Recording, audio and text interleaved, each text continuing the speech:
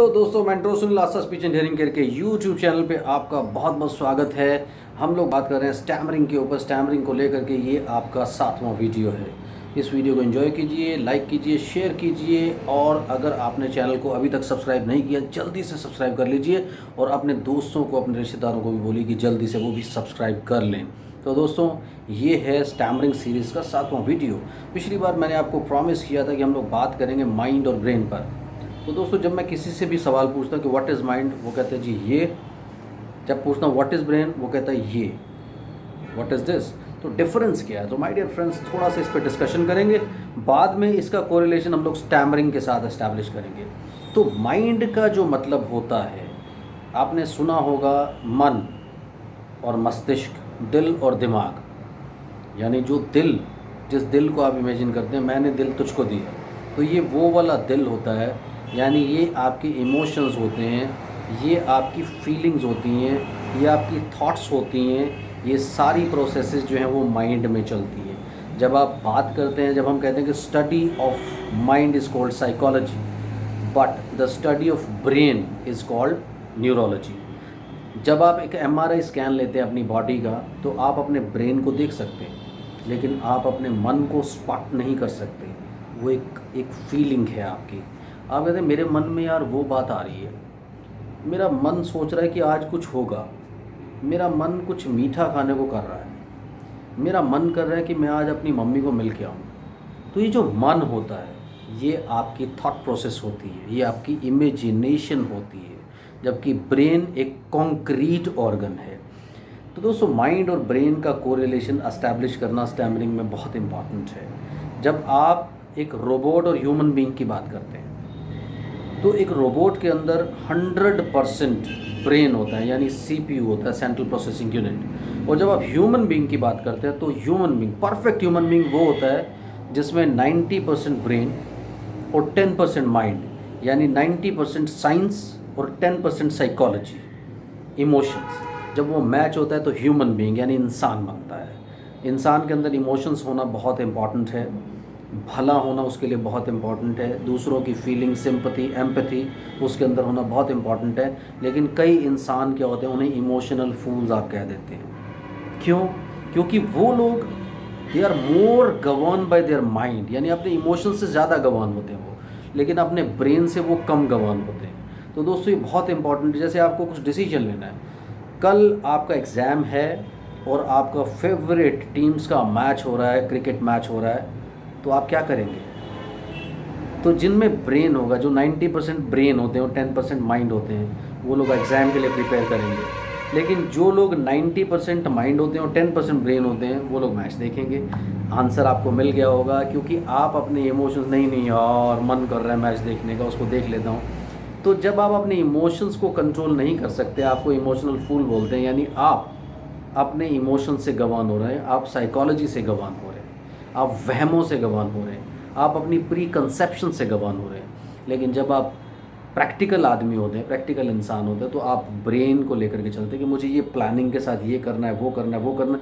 लेकिन कुछ लोग बहुत ज़्यादा प्रैक्टिकल होते हैं, यानी 100% ब्रेन की तरह काम करते हैं। तो रोबोट भी मत बनिए और बिल्कुल इमोशनल फूल भी मत बन जाइए।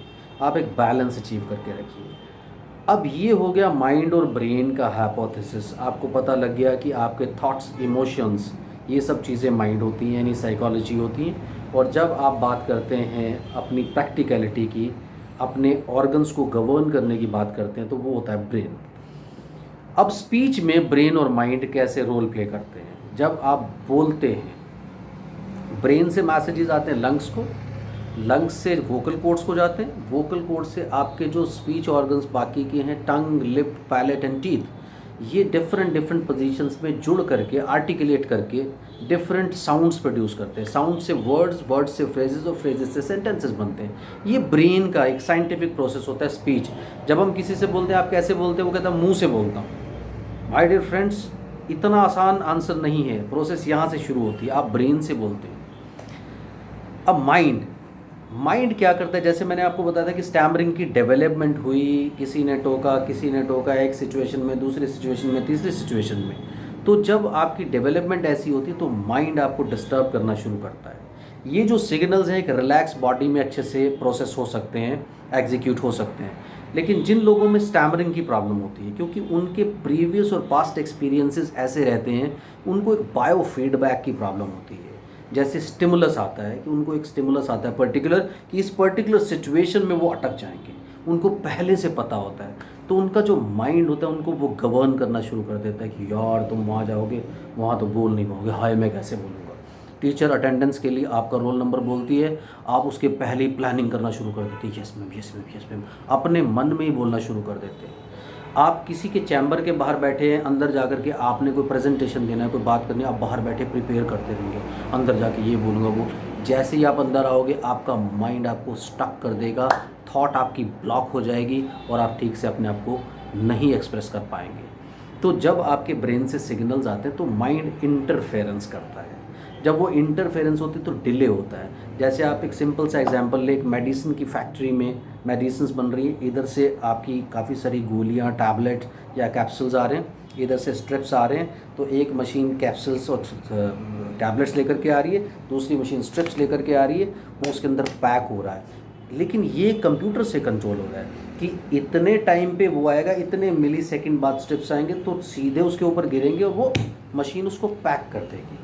लेकिन अगर उस मशीन के अंदर किसी वजह से थोड़ा सा डिले आ जाए, इधर से टैबलेट गिर जाएंगे लेकिन स्ट्रिप्स नहीं आएंगे, तो वो सारा प्रोसेस ख़राब हो जाएगा और वो मशीन स्टैमरिंग करने लगेगी।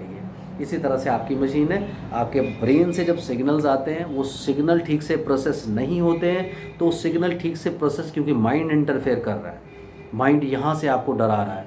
वो एक जो प्रॉपर वेव बनना चाहिए था, माइंड से सिग्नल, ब्रेन से सिग्नल आया कि आपके लंग्स से सांस ऊपर की साइड में आ रहा है, उससे पहले वोकल कॉर्ड वाइब्रेट करना शुरू करने चाहिए, लेकिन वोकल कॉर्ड्स कई बार वाइब्रेट नहीं कर पाते हैं।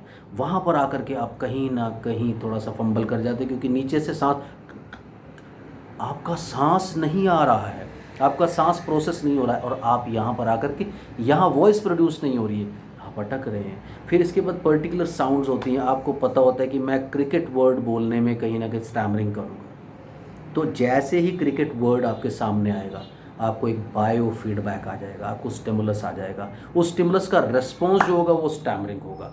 तो ये प्रॉब्लम्स आपके साथ आना शुरू हो जाती हैं और आप सिचुएशन दर सिचुएशन अपने आप को दूसरी प्रॉब्लम्स के साथ कनेक्ट करना शुरू कर देते हैं। आपको फिर पता होता है कि इस बंदे के सामने मैं अटकूँगा, इस सिचुएशन में मैं अटकूँगा, और ये रोल प्ले करते हैं माइंड और ब्रेन का जो कॉन्फ्लिक्ट होता है, टू डू और नॉट टू डू। माइंड कहता है कि तुम नहीं कर पाओगे, ब्रेन कहता है करो, और वहाँ जा कर के आपके जो ये प्रोसेस में डिले होता है, उस डिले की वजह से आपकी स्टैमरिंग की प्रॉब्लम बढ़ती चली जाती है। ऐसे आपकी स्टैमरिंग डेवलप होती है। तो दोस्तों, आप अगर मुझसे कंसल्ट करना चाहते हैं तो 8168790299 ये मेरा मोबाइल नंबर है। इंडिया के लिए, इंडिया के बाहर से कंसल्ट करें तो 0091, ये ISD कोड लगाना नहीं भूले। तो दोस्तों, आज के लिए इतना ही। इस सीरीज़ को देखते रहिए, अगली सीरीज़ में हम लोग स्टैमरिंग पर और जानकारी लेकर के आपसे मिलेंगे। तब तक के लिए एंजॉय करिए, अपनी फैमिली का ख्याल करिए। Bye bye.